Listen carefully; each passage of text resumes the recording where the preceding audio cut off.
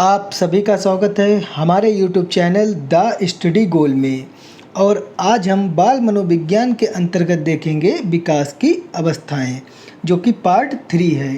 Part 1 में हमने शैशवावस्था को कवर किया, पार्ट 2 में बाल्यावस्था को कवर किया और आज पार्ट 3 में किशोरावस्था को कवर करेंगे कि किशोरावस्था के अंतर्गत क्या क्या महत्वपूर्ण बिंदु हैं या जो इम्पोर्टेंट फैक्ट हैं जो एग्ज़ाम ओरिएंटेड हैं या जिनसे एग्ज़ाम में पूछे जाने की संभावना है, उन बिंदुओं पर चर्चा करेंगे।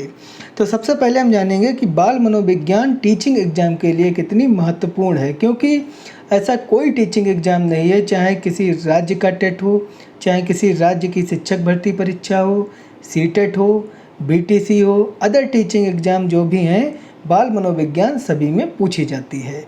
और मनोविज्ञान को आप रट भी नहीं सकते, मनोविज्ञान को आपको समझना पड़ेगा, यानी कि आपको कॉन्सेप्ट बनाने पड़ेंगे। और आप कॉन्सेप्ट तभी बना पाएंगे जब आप इसको रियल लाइफ से यानी कि व्यवहारिक जीवन से जोड़कर पढ़ेंगे, क्योंकि बिना व्यवहारिक जीवन से जोड़कर आप कॉन्सेप्ट नहीं बना सकते। तो मनोविज्ञान को आपको पूरी तरह से व्यवहारिक जीवन में उतार कर यानी कि रियल लाइफ से कनेक्ट करके आपको पढ़ना है। अगर आपने पार्ट 1 और पार्ट 2 नहीं देखा है तो उसे आप प्लेलिस्ट से देख सकते हैं। तो किशोरावस्था के अंतर्गत जानेंगे कि क्या क्या महत्वपूर्ण बिंदु हैं, किस टाइप से प्रश्न बनते हैं और उनका फॉर्मेट क्या है। तो सबसे पहले हम जानेंगे कि किशोरावस्था की एज कितनी होती है। तो किशोरावस्था की एज 13 से 18 वर्ष होती है। उसके बाद महत्वपूर्ण बिंदुओं पे चर्चा करेंगे जो एग्जाम में पूछे जाते हैं, यानी कि किशोरावस्था के अन्य नाम। ये महत्वपूर्ण बिंदु डायरेक्ट ही एग्जाम में पूछ लिए जाते हैं। जिस प्रकार से बिंदु लिखे हैं ठीक इसी प्रकार से डायरेक्ट इनसे जो है क्वेश्चन बन जाते हैं। तो हम आपको बताएंगे कि क्या क्या फॉर्मेट हो सकता है। अगर आपको हमारा वीडियो पसंद आए सब्सक्राइब करें, लाइक करें, शेयर करें और हमसे जुड़ें। तो सबसे पहले देखेंगे कि जीवन का सबसे कठिन काल। तो क्वेश्चन बनेगा कि किशोरावस्था को जीवन का सबसे कठिन काल किसने कहा या किसका कथन है या किसने ये परिभाषा दी। तो ये किलपैट्रिक ने बताया कि किशोरावस्था जीवन का सबसे कठिन काल है। या ऐसे भी क्वेश्चन बन सकता है कि जीवन का सबसे कठिन काल किस काल को कहा गया, किस अवस्था को कहा गया या किस एज को कहा गया, तो भी आप किशोरावस्था पे टिक करेंगे। तो जीवन का सबसे कठिन काल क्यों कहा गया? तो जीवन का सबसे कठिन काल इसलिए कहा गया क्योंकि जब बालक किशोरावस्था में होता है तो वो निर्णय लेने में अक्षम होता है, यानी कि उसका मन स्थिर नहीं होता है और उसका मन गतिमय रहता है, यानी कि गतिमान रहता है, स्थिर नहीं होता है। जैसे कि वो किसी शॉप पे टी शर्ट लेने गया है तो वो टी शर्ट में उसने वाइट कलर देखा, रेड देखा, ब्लैक देखा और वो असमंजस में रहता है, कन्फ्यूजन में रहता है कि ब्लैक लें कि वाइट लें कि रेड लें। वो एक डिसीजन नहीं ले पाता। इसी को जीवन का सबसे कठिन काल कहते हैं। इस एज में बालक डिसीजन नहीं ले पाते, यानी कि वो निर्णय लेने में अक्षम होता है। और देखेंगे क्यों कहा जाता है इसको जीवन का कठिन काल, क्योंकि अगर बालक क्लास में बैठा है और उसने कोई अच्छा कार्य किया है तो उसको क्लास टीचर ने प्रोत्साहन दे दिया, यानी कि प्रशंसा कर दी, तो वो खुश हो गया, हैप्पी हो गया, प्रसन्न हो गया। लेकिन 2 मिनट बाद ही अगर उसको सर ने डांट दिया है तो वो निराश हो जाता है, उसको गिल्टी फील होने लगती है, उसको इंसल्ट फील होने लगती है कि जैसे उसकी इंसल्ट हो गई हो। तो इसी को कहते हैं कि उसकी जो भाव गरिमा है, उसकी जो भाव मुद्रा है वो बदलती रहती हैं, यानी कि क्षणिक में वो प्रसन्न हो जाता है और क्षणिक में ही वो दुखी हो जाता है। इसीलिए जीवन का सबसे कठिन काल कहा गया है किशोरावस्था को। उसके बाद देखेंगे कि दबाव, तूफान, संघर्ष एवं तनाव का काल। तो क्वेश्चन बनेगा कि दबाव, तूफान, संघर्ष एवं तनाव का काल किस काल को कहा गया है? किशोरावस्था को कहा गया है। और दबाव, तूफान, संघर्ष एवं तनाव का काल किशोरावस्था को किसने कहा है? तो ये स्टेनले हॉल ने कहा है। और स्टेनले हॉल से एक और जुड़ा क्वेश्चन है कि किशोरावस्था के जनक कौन है? तो ये भी स्टेनले हॉल हैं, क्योंकि इन्होंने एक पुस्तक लिखी है जिसका नाम है एडोल्सन। एडोल्सन नामक इन्होंने पुस्तक लिखी है जिसमें इन्होंने किशोरावस्था के बारे में वर्णन किया है। इसलिए स्टेनले हॉल को किशोरावस्था का जनक माना जाता है। तो ये क्वेश्चन बनता है कि किशोरावस्था का जनक किसे कहा जाता है? स्टेनले हॉल को। और स्टेनले हॉल की किशोरावस्था के ऊपर पुस्तक कौन सी बनी है? तो वो है एडोल्सन नामक पुस्तक बनी है। उसके बाद देखेंगे हम नाजुक अवस्था। तो क्वेश्चन बनेगा कि किशोरावस्था को नाजुक अवस्था किसने कहा है? तो आसुबेल ने कहा है। या ऐसे भी क्वेश्चन बन सकता है कि नाजुक अवस्था किस अवस्था को कहा गया, या नाजुक अवस्था किस एज को कहा जाता है? तो ये किशोरावस्था को कहा जाता है। क्यों कहा जाता है? क्योंकि किशोरावस्था में जो बालक होता है वो अत्यंत ही नाजुक होता है। जैसे कि उसको जैसी संगत मिलेगी वो उसी में ढल जाएगा। जैसे कि आपने देखा होगा कि जैसे 4 बालकों का कोई ग्रुप है, समूह है, 4 फ्रेंड हैं, उनमें से 3 सिगरेट पीते हैं, पान मसाला खाते हैं, एक सिंपल साधारण है, वो कुछ नहीं करता है। लेकिन थोड़े दिन बाद वो भी सिगरेट पीने लगेगा, पान मसाला खाने लगता है। आप इसको रियल लाइफ में भी देख लेंगे, व्यवहारिक जीवन में ऐसा होता है। तो इसका कारण यही है कि किशोरावस्था में जो बालक होता है सेम शैशवावस्था जैसा होता है, वो तुरंत अनुकरण कर लेता है। जैसे शैशवावस्था में बालक तुरंत अनुकरण करता है, वैसे ही इसमें भी अनुकरण कर लेता है बालक। यानी कि वो निगेटिव पॉजिटिव नहीं देखता है, उसको निगेटिव पॉजिटिव की पहचान की क्षमता ही नहीं होती, ना वो पहचानना चाहता है, क्योंकि वो आयु जो होती है इतनी नाजुक होती है, इसलिए इसको नाजुक अवस्था कहा गया है। उसके बाद हम देखेंगे कि तीव्र गति के परिवर्तनों का काल। तो क्वेश्चन बनेगा कि तीव्र गति के परिवर्तनों का काल किस काल को कहा गया? किशोरावस्था को कहा गया। या ऐसा भी क्वेश्चन बनेगा कि तीव्र गति के परिवर्तनों का काल किसने कहा? तो इरिक एरिक्सन ने कहा। तो इसको आप याद रखेंगे कि किसने कहा, इरिक एरिक्सन ने कहा। या किसको कहा जाता है? तो किशोरावस्था को कहा जाता है। क्यों कहा जाता है? जैसे आप किसी रिलेशन में 3 साल बाद गए हैं, 3 साल पहले आप जब गए थे तो कोई 13-14 साल का बालक आपने देखा, और जब आप उसको 3-4 साल बाद देख रहे हैं तो वो इतना आपको बड़ा दिखाई देता है कि आप कंफ्यूज हो जाते हैं कि ये वही है कि दूसरा है, क्योंकि जो उसके विकास की दर होती है वो इतनी तीव्र होती है किशोरावस्था में कि आप आश्चर्यचकित हो जाते हैं कि ये वही है कि दूसरा है।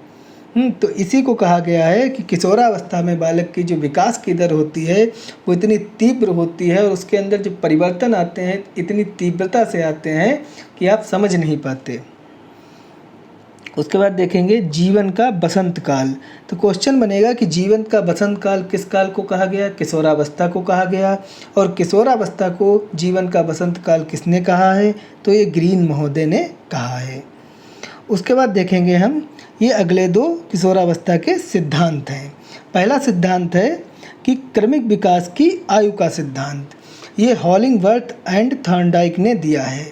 तो क्वेश्चन बनेगा कि क्रमिक विकास की आयु का सिद्धांत किसने दिया? तो हॉलिंगवर्थ एंड थॉर्नडाइक ने दिया। और इन्होंने बताया कि किशोरावस्था में जो बालक की आयु बढ़ती है या जो उसका विकास होता है वो एक सिस्टमेटिक होता है, यानी कि क्रमवाइज होता है, क्रमवार से होता है, कोई अचानक से नहीं होता, कोई तीव्र गति से नहीं होता, ना ही एकदम से होता है, वो सिस्टमेटिक होता है, यानी कि धीरे धीरे बढ़ता रहता है। लेकिन इसी के विपरीत, इसी का विरोधाभास स्टेनले हॉल ने बताया। इन्होंने अपना सिद्धांत प्रस्तुत किया कि आकस्मिक एवं त्वरित विकास की आयु का सिद्धांत। इन्होंने कहा जो किशोरावस्था में जो विकास होता है और उसमें जो डेवलपमेंट होता है वो इतना त्वरित होता है, इतना स्पीड में होता है, इतना अचानक से होता है कि आप समझ ही नहीं पाते हैं। तो दोनों लोगों ने अलग अलग बताया है, दोनों लोगों में विरोधाभास है। ये जहाँ पे हॉलिंगवर्थ एंड थॉर्नडाइक ने बताया कि विकास जो उनका होता है वो क्रमवार से होता है, यानी कि सिस्टमेटिक होता है, धीरे धीरे होता है। लेकिन वहीं पे स्टेनले हॉल ने बताया कि इनका विकास किशोरावस्था में जो विकास होता है, जो इनकी बढ़ने की गति होती है वो इतनी तेज़ होती है, और इनके जो संवेग परिवर्तन की गति होती है वो इतनी तेज़ होती है कि आप समझ नहीं पाते, यानी कि इतनी अचानक से वो चीज़ होती है। तो दोनों में विरोधाभास है। तो ये आप याद रखेंगे कि किसने क्या कहा और दोनों के क्या क्या बातें कही गई हैं। कि एक में सकारात्मक बात है कि क्रमवाइज से होता है, यानी कि सिस्टमेटिक होता है, तो वहीं पे स्टेनले हॉल ने बताया कि सिस्टमेटिक नहीं होता है, अचानक होता है और अत्यंत तीव्र गति से होता है। उसके बाद देखेंगे हम अमूर्त चिंतन की अवस्था। किशोरावस्था को अमूर्त चिंतन की अवस्था भी कहा जाता है। तो क्वेश्चन बनता है कि अमूर्त चिंतन की अवस्था किस आयु से प्रारंभ होती है? तो ये किशोरावस्था से प्रारंभ होती है। कैसे होती है? जैसे कि आप क्लास में बैठे हैं, आपके सर ने कहा है कि सपोज करो आप हरिद्वार में हैं और गंगा जी में स्नान कर रहे हैं। तो आप सपोज कर लेते हैं, आप भले कभी भी नहीं गए हैं गंगा जी, लेकिन आप सपोज कर लेते हैं कि आप गंगा जी में हैं और स्नान कर रहे हैं। आपके मन में, आपके मस्तिष्क में उसका एक चित्र बन जाता है, एक इमेज बन जाती है। लेकिन बाल्यावस्था में ऐसा नहीं होता है। बाल्यावस्था में वो इमेज नहीं बनती है, क्योंकि उसमें सिर्फ मूर्त चिंतन होता है। जो चीज़ आपने देखी है आप उसी की इमेज बना सकते हैं। लेकिन आप जब किशोरावस्था में पहुंच जाते हैं तो आपके अंदर अमूर्त चिंतन का निर्माण शुरू हो जाता है, यानी कि आप अमूर्त चिंतन करने लगते हैं। उसके बाद देखेंगे कि ब्यूटी एज और टीन एज। तो क्वेश्चन बनता है कि टीन एज किस एज को कहा जाता है? किशोरावस्था को कहा जाता है। या ब्यूटी एज किस एज को कहा जाता है? किशोरावस्था को कहा जाता है। टीन एज का तात्पर्य है कि जैसे 13, 14, 15, 16, 17, 18, यानी कि 14, 15, 16, 17 को जो इंग्लिश में कहते हैं, उसमें जो लास्ट में टीन निकलता है, इसीलिए इसको टीन एज बोला जाता है। और ब्यूटी एज का तात्पर्य है कि प्रत्येक बालक बालिका अपने आप को सुंदर यानी आकर्षक दिखाना चाहता है, यानी कि वो अपने आप को और अधिक सुंदर दिखाने का प्रयास करता है, अपने आप को और अधिक आकर्षक दिखाने का प्रयास करता है किशोरावस्था में। इसीलिए इसको ब्यूटी एज कहा जाता है। जैसे कि जब कोई बालक हो या बालिका हो, जब दर्पण के सामने खड़ा होता है और अपना चेहरा देखता है तो वो मन में सोचता है कि उसे ऐसा लगता है कि वो पहले से ज़्यादा हैंडसम दिख रहा है। ऐसा कुछ भी नहीं होता, लेकिन उसके मन में ऐसे ख्याल आते हैं कि पहले से वो ज़्यादा हैंडसम दिख रहा है। इसी को ब्यूटी एज कहते हैं, कि अपने आप को और अधिक सुंदर दिखाने का प्रयास करना। उसके बाद देशभक्ति की आयु। और जब बालक किशोरावस्था में पहुंच जाता है तो उसके अंदर देशभक्ति की आयु यानी देशभक्ति की भावना उठने लगती है और देशभक्ति की भावना का जागृत होने लगता है। जैसे कि भारत पाकिस्तान का मैच चल रहा है या भारत इंग्लैंड का मैच चल रहा है, तो किशोरावस्था में जब बालक पहुंच जाता है तो वो उसमें वो रुचि लेने लगता है, प्रोत्साहन करने लगता है। यानी कि वो मैच में इतना इंटरेस्ट, उसको इतनी रुचि हो जाती है कि वो प्रत्येक शॉट पे देखो उछलने लगता है और प्रत्येक शॉट पे वो क्लैपिंग, ताली बजाना, सारी प्रक्रियाएं करने लगता है। यानी कि फिर उसको अपने देश की भक्ति यानी कि अपने देश के प्रति लगाव बढ़ जाता है। इसी को देशभक्ति की आयु कहते हैं और ये किशोरावस्था से ही स्टार्टिंग होती है। उसके बाद देखेंगे वीर पूजा की आयु। और जब किशोरावस्था में बालक पहुंचता है फिर उसके अंदर वीर पूजा की आयु का उदय होता है। जैसे कि जो वीर हैं उनको आइडियल, उनको आदर्श मानना, जैसे भगत सिंह, चंद्रशेखर आज़ाद, इन सभी को अपना आइडियल मानने लगते हैं। या जैसे कोई नेता हो गया उसको अपना आइडियल मानना, या कोई पुलिस विभाग में हो गया उसको आइडियल मानना, या किसी डॉक्टर को आइडियल मानना, यानी कि किसी ऐसे को मानना जो अपने क्षेत्र में अच्छा कार्य जिसने किया है उसको आइडियल मानकर और खुद वही बनना चाहता है। इसी को कहते हैं वीर पूजा की आयु। और ये भावना जो है वो किशोरावस्था से प्रारंभ होती है। उसके बाद विद्रोही उम्र। विद्रोही उम्र का तात्पर्य है कि इस उम्र में बालक विद्रोह में खो जाता है, यानी कि उसे अपने माता पिता की बात छोड़कर बाकी सबकी बात अच्छी लगती है, क्योंकि वो लोग सही राह पे चलने के लिए सिखाते हैं तो वो चीज़ इसको नहीं समझ में आती, क्योंकि उस टाइम पे उसके जो मन में होता है वो विद्रोही ख्याल चलते हैं। यानी कि वो अपने आप को नीचा नहीं दिखाना चाहता, अपने आप को कहीं पे छोटा नहीं दिखाना चाहता, यानी कि वो कहीं पे अपनी हार नहीं मान सकता, हर जगह अपनी जीत ही मान सकता। कहीं बहस हो, कुछ भी हो, मतलब अपनी हर जगह पे वो जीत मानना चाहता है। आप इसको रियल लाइफ से भी फील करके देख सकते हैं कि सच में यही होता है, तभी आप मनोविज्ञान समझ पाएंगे। उसके बाद देखेंगे हम संवेग परिवर्तन की आयु।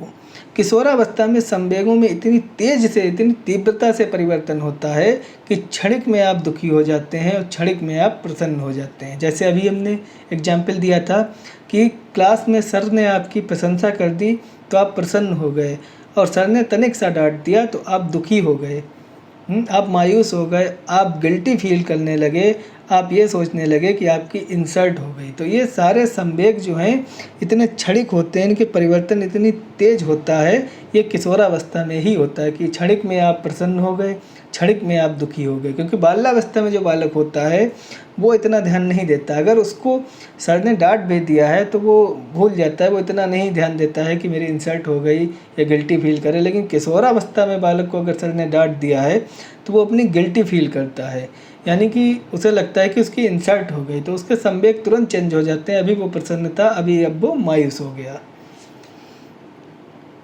उसके बाद देखेंगे हम मुख्य बिंदु कि मुख्य बिंदु क्या क्या हैं। तो पहला बिंदु है बुद्धि का विकास सबसे तेज होता है। तो आप यहाँ पे कंफ्यूज नहीं होंगे क्योंकि शैशवावस्था में यही बात कही गई थी।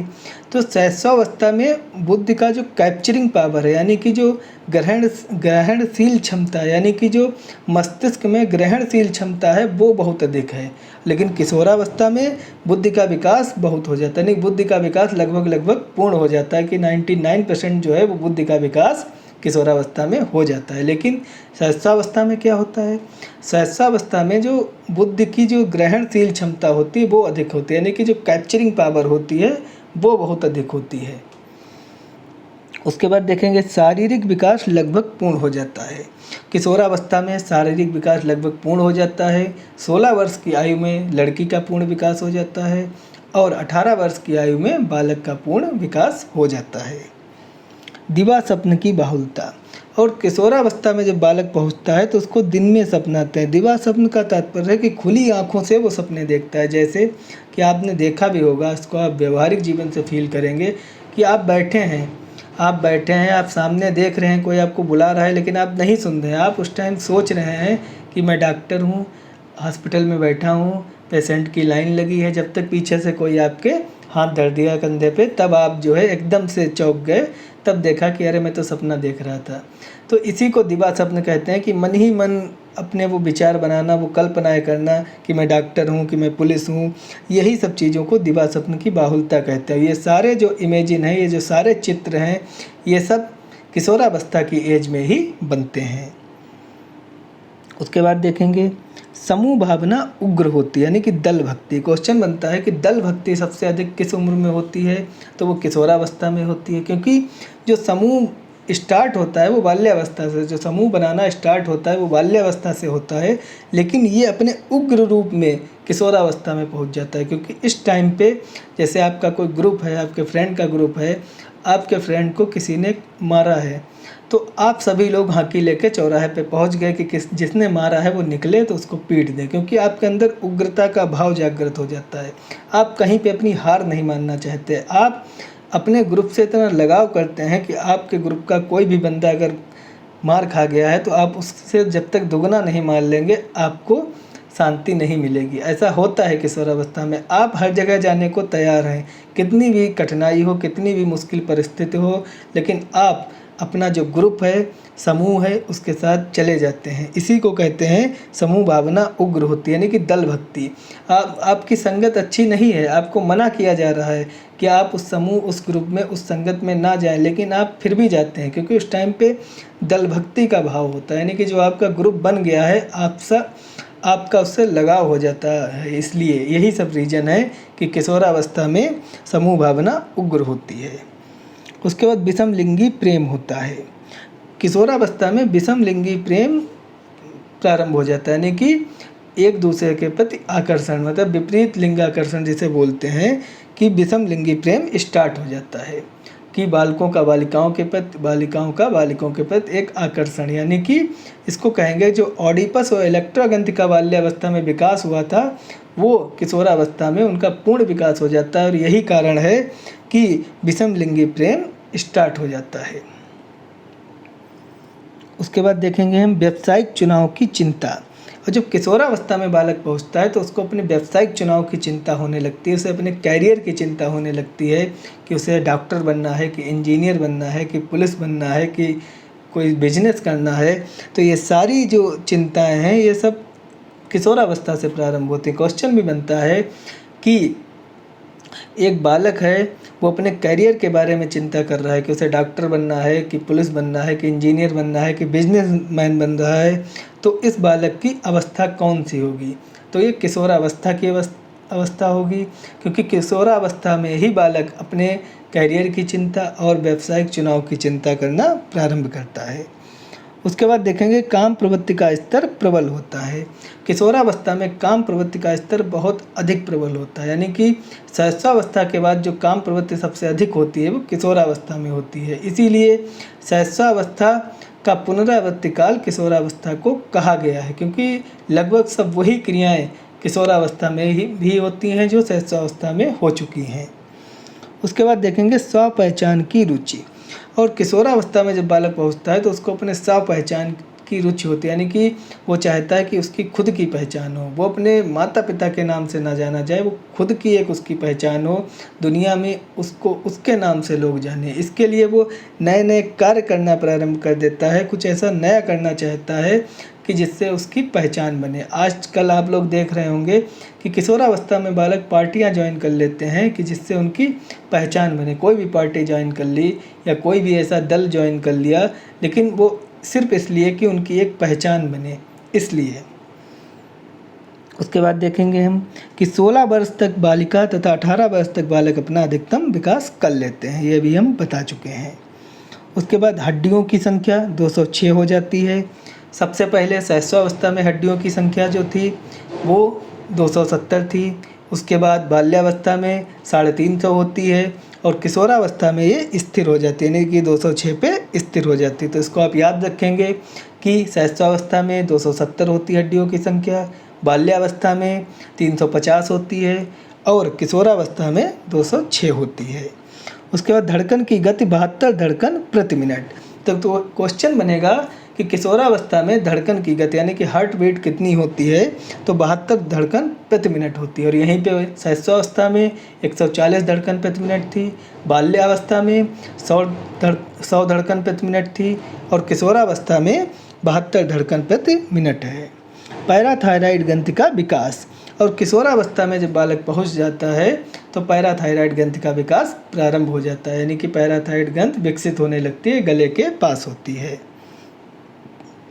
उसके बाद देखेंगे हम कि प्रज्ञादंत लड़कों की अपेक्षा लड़कियों के पहले आते हैं। प्रज्ञादंत यानी कि अक्ल के दांत, अक्ल के जो दांत हैं वो लड़कों की अपेक्षा लड़कियों के पहले आते हैं, इसीलिए लड़कियां पहले परिपक्व हो जाती हैं। यानी कि आपने देखा भी होगा कि एक 16 साल की अगर लड़की है और 16 साल का ही एक लड़का है तो लड़की ज़्यादा मैच्योर होगी और लड़का कम मैच्योर होगा। उसका रीज़न यही है कि लड़की जल्दी परिपक्व हो जाती हैं, जल्दी मैच्योर हो जाती हैं, क्योंकि उनके प्रज्ञादंत लड़कों की अपेक्षा जल्दी निकल आते हैं। इसीलिए आपने विवाह में भी देखा होगा कि जो विवाह होता है उसमें लड़की की उम्र 18 साल और लड़के की उम्र 21 साल रखी गई है। तो ये मनोवैज्ञानिक तरीके से देखा जाए तब भी सही है, क्योंकि अगर उनकी सेम उम्र पे शादी होगी तो दोनों में सामंजस्य बैठ ही नहीं पाएगा।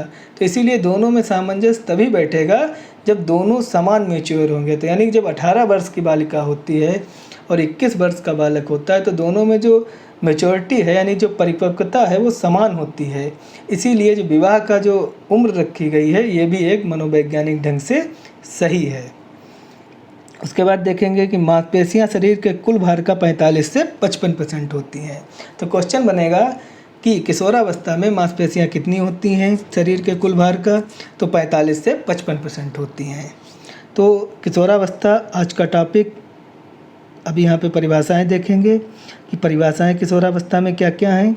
तो परिभाषाओं के अंतर्गत सबसे पहली परिभाषा देखेंगे कि किशोर बालक को निर्णय लेने का अनुभव नहीं होता है। ये परिभाषा स्किनर की है। तो क्वेश्चन बनेगा कि किशोर बालक को निर्णय लेने का अनुभव नहीं होता है या किसकी परिभाषा है, तो ये स्किनर की परिभाषा है। उसके बाद किशोरावस्था शैशवावस्था की पुनरावृत्ति का काल है, ये किसका कथन है, तो ये रॉस का कथन है। उसके बाद देखेंगे हम कि किशोरावस्था अपराध प्रवृत्ति के विकास का नाजुक समय है। किसने कहा है, वैलेंटाइन ने कहा। तो क्वेश्चन बनेगा कि किशोरावस्था अपराध प्रवृत्ति के विकास का नाजुक समय है, ये किसने कहा है, वैलेंटाइन ने कहा। और ये रियल भी है, क्योंकि किशोरावस्था में जब बालक होता है तो उसे इस चीज़ की कोई चिंता नहीं है कि वो जो कर रहा है वो एक अपराध है। वो जो अपने ग्रुप में जा रहा है, किसी को भी मारेगा, उसके हाथ पैर टूट गए तो उसको सज़ा भी हो सकती है वो, लेकिन ये सब नहीं सोचता। वो आई हुई ऐसी होती है, इतनी नाजुक होती है कि वो अपराध भी कर बैठता है। इसीलिए किशोरावस्था को अपराध प्रवृत्ति के विकास का नाजुक समय कहा गया है और इसको वैलेंटाइन ने बताया है। तो किशोरावस्था टॉपिक ये समाप्त होता है। अगर आपको हमारा वीडियो पसंद आए, सब्सक्राइब करें, लाइक करें, शेयर करें और हमसे जुड़ें। धन्यवाद।